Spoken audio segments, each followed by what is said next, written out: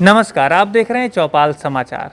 चौपाल समाचार की हर खबर समाज पर करती है असर। आज मैं इस खबर को आपको दिखाने जा रहा हूँ। ये खबर संबंधित है समस्तीपुर जिला के कल्याणपुर प्रखंड अंतर्गत हजपुरवा पंचायत से, जहाँ पर हमारे साथ मौजूद हैं इसी पंचायत के निवासी और यहाँ के पूर्व मुखिया रहे प्रमोद सिंह जी। और आज हम इनसे बात करिए, जानेंगे कि इस पंचायत की स्थिति क्या है। 20 वर्ष, विशेषकर जो पंचायती राज व्यवस्था का ये इधर 20 वर्षों का कार्यकाल रहा, जिसमें 5 वर्षों पर हर बार चुनाव हुआ, मुखिया बने और लोग यहाँ पर सेवा करते रहे, सरकार योजनाएं भेजती रही। तो इन सारी योजनाओं को लेकर कितना विकास हुआ है, इस पर भी हम लोग चर्चा करेंगे। आप दर्शकों को बता दें कि आज का ये कार्यक्रम पूरा का पूरा सामाजिक है और इसमें जो बातें हम लोग अभी कर रहे हैं ये किसी व्यक्ति विशेष को लेकर नहीं है, ये समाज की वस्तुस्थिति का अवलोकन है। और चूंकि अभी चुनाव आ गया है, अब आने वाले समय में जो हम बात कर रहे हैं प्रमोद जी से, तो इन सारी बातों का हमारे दर्शक और आप जो चूँकि यहाँ क्षेत्र से भी लोग जुड़े हैं, देखें समझें। और इनको जो अगर विकास की अच्छी बातें हैं जो इन्होंने अपने पंचायत में की है, तो हम आशा रखते हैं कि आप इनकी बातों को सुनकर समझकर अपने पंचायत में भी इन सारी चीज़ों को व्यवस्थित कर विकास करेंगे। इसी के लिए हम लोग आज आए हैं। तो आपका बहुत बहुत स्वागत है।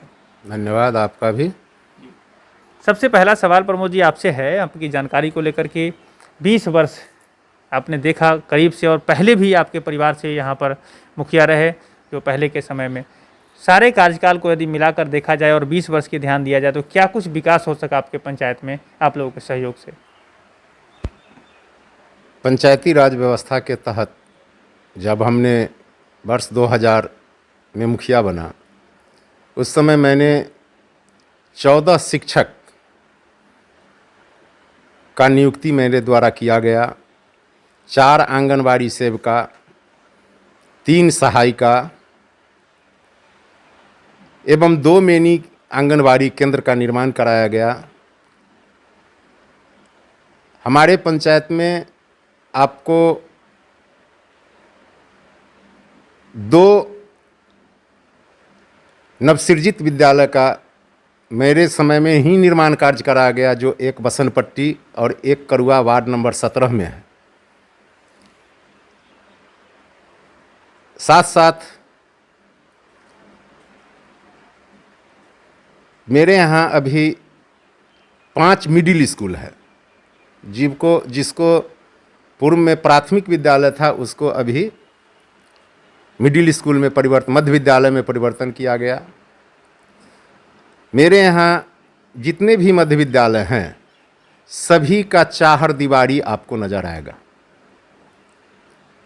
मेरे यहाँ पार्क का व्यवस्था है, मेरे यहाँ पोखरा में सीढ़ी का व्यवस्था है, मेरे यहाँ 2 महादलित शेड का अभी निर्माण कराया गया है, और साथ साथ मेरे पंचायत में 2 स्वास्थ्य उपकेंद्र है, एक मदनपुर, एक कुसियारी में भवन बन चुका है। मदनपुर में जगह के अभाव में नहीं बना है, जगह के लिए हम लोगों के द्वारा अंचलाधिकारी महोदय को लिखा गया है, लेकिन कोरोना काल में समय अभाव के कारण जगह एक्वायर नहीं किया गया है। 20 वर्षों में पंचायत का अद्भुत दृश्य बदल दिया गया है। मेरे पंचायत में आपको 1 किलोमीटर सोलिंग लगाने के लिए भी अब जगह नहीं है। अब सिर्फ पीसीसी पर कार्य किया जा रहा है, पक्का काम में कार्य किया जा रहा है। मेरे यहाँ आपको जिला का सबसे सुंदर पंचायत सरकार भवन है, आरटीपीएस काउंटर है। मेरे यहाँ 7 पंचायत मिला करके एक कर्मचारी का वहाँ नियुक्ति है। सारा रिकॉर्ड रसीद कटाने के लिए मेरे पंचायत के लोगों को कहीं जाना नहीं पड़ता है। अद्भुत विकास हुआ है मेरे यहाँ। सबसे पहले तो हम अपने टीम की तरफ से आपको धन्यवाद देना चाहेंगे कि इतनी बातों को आपने जो कहा है, और वास्तविकता भी होगी, संभावना है, तो ये बहुत ही अच्छी बात है। मैं दर्शकों को ज़रूर कहना चाहूँगा कि इन्होंने जो बात बताई है वो इनके विचारों से है और इन्होंने किया है वो बताया है। और यदि आपको भी कोई काम बेहतर लग रहा होगा और इसी क्षेत्र से आप होंगे, तो आप कमेंट करेंगे, हम उस जगह पर जाकर के इन सारे कामों को देखेंगे। अच्छा, एक बात बताइए, अभी 20 वर्षों में आप जब 2001 की बात करें, जब मुखिया नए लोग बने थे, उस समय का जो ग्राम सभा का महत्व था और आज की जो स्थिति है वर्तमान में, कैसा लगता है कि क्या कोई दिक्कत हुई है? सरकार का हस्तक्षेप ज़्यादा बढ़ गया है पंचायत स्तर पर? देखिए, जब ग्राम सभा सबसे पहले तो उसमें संशोधन हुआ वार्ड सभा, उसके अध्यक्ष वार्ड मेंबर होते हैं, उसकी एक कमेटी बनी हुई है और कमेटी बना करके वार्ड से योजना संकलन करके हमारे यहाँ ग्राम सभा के लिए दिया जाता है और उस ग्राम सभा में जो वार्ड सभा से छूटती है उसको ग्राम सभा से जोड़ करके इसको जीपीडीपी योजना तैयार किया जाता है, जो जिला में इसका बाई ऑनलाइन कार्यपालक सहायक के द्वारा किया जाता है।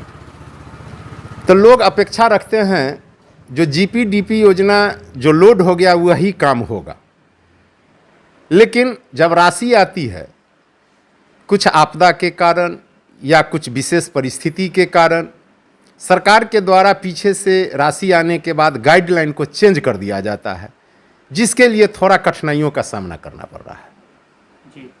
अच्छा, एक बात प्रमोद जी बताएं, गाइडलाइन चेंज होने के बावजूद भी पैसे तो पंचायत स्तर पर ही खर्च हो रहे हैं, तो आपको क्या लगता है कि विकास बाधित हो रहा है या वही रेशियो है, थोड़ी सी समस्या हो रही है कि ये योजना कहीं दूसरी जगह करनी पड़ रही है? क्या लगता है आपको, विकास बाधित हो रहा है? चाहे जिस मद में रुपया जाता हो, पंचायत के ही विकास में जा रहा है, लेकिन अभी अभी हम लोगों के साथ समस्या है। जो सरकार की आई जो 50% राशि केंद्र सरकार ने कही जो आपदा में खर्च करनी है, सरकार के द्वारा पत्र भी आया प्रधान सचिव महोदय के द्वारा जो मास्क वितरण करनी है, जीविका से लेना है, उसको ढोंगल से पेमेंट करना है। अब इस आपदा में अभी तक ढोंगल काम नहीं कर रहा है, न जीविका मास्क उपलब्ध करा रही है, न कोई कंपनी देने के लिए तैयार है। पुनः अभी एक पत्र आया है 13-14 तारीख को जो सैनिटाइजर करना है हाट में, बाजार में, सरकारी जो भूमि है जहाँ पर लोग अधिक लोग जुट रहे हैं वहाँ। लेकिन ढोंगल जब तक पेमेंट नहीं हो रहा है तो इस आपदा के महामारी को झेलने में हम लोगों को बहुत समस्या आ रही है। तो देखिए, ये प्रश्न जो था इन्होंने बताया कि समस्या हो रही है। ग्राम सभा का जब महत्व ज़्यादा था उस समय में मुखिया जी अपने स्तर से जो समस्या है उसके हिसाब से काम करते थे, योजना सरकार के माध्यम से ही आती थी, लेकिन ग्राम पंचायत में वहाँ पर यहाँ की समस्याओं का अवलोकन करके जो अभी जीपीडीपी कार्यक्रम है उसी तरह से लोग पहले भी लिस्ट बनाते थे कि इन कार्यक्रमों को, इन कामों पर प्राथमिकता दी जानी चाहिए, लेकिन आज वो नहीं हो रही, वो दिक्कत का कारण है। चलिए, अभी जो अगर हम आपके व्यक्तिगत इससे 5 वर्षों के पिछले कार्यकाल में अगर आएँ, अगर कहें कि 7 निश्चय योजना निधि जी और हमारे मुख्यमंत्री जी ने जो बताई, उससे कितना विकास हो सका आपकी पंचायत में? मेरे पंचायत में लगभग 16 जल नल योजना पूर्ण है। एक जल नल योजना बाढ़ग्रस्त इलाका में पड़ रहा है जो 4 नंबर वार्ड में है, तो 3 महीना हम लोग, उससे पहले हम लोग कोरोना का महामारी झेले, फिर 3 महीना बाढ़ का झेले हैं। अभी पुनः काम चालू है जो 2-4 दिन में चालू हो जाएगा। पक्की नाली गली का काम पूर्ण हो चुका है, लेकिन समस्या यहाँ ये आ रही है जो कोई पब्लिक 30 रुपया देने के लिए तैयार नहीं है, जिसके कारण 1-2 वार्ड में तो 30-30, 35-35 हज़ार बिजली बिल आ चुका है। वार्ड मेंबर मांगने जाता है तो उसके साथ वो लोग थोड़ा ये पेश आ रहे हैं। यहीं एक समस्या उत्पन्न हो रही है। जब यह काम है तो कहीं तो पानी लीक होना है, टूटना है, नल टूटना है, फूटना है, लेकिन लोग जब 30 रुपया राशि देंगे तभी तो उसको मेंटेन हो पाएगा। इस बात में लोग अभी जागरूक नहीं हुए हैं, जिसके कारण बिजली बिल अधिक हो रहा है कुछ वार्ड में, और कुछ वार्ड में लोग पैसा दे रहे हैं जिसके कारण वहाँ में कोई गड़बड़ी नहीं है। तो 7 निश्चय योजना से भी लाभ हुआ है आपको। अच्छा, 30 रुपये वाली जहाँ तक बात है, तो आप लोगों ने उपभोक्ता कार्ड जारी किया है, लोगों को ये जानकारी मिली है कि आप इसके उपभोक्ता हैं और ये आपका कार्ड हो गया और इस तरह से आपको 30 रुपये देने हैं? क्या इसकी तरह कोई चर्चा है समाज में?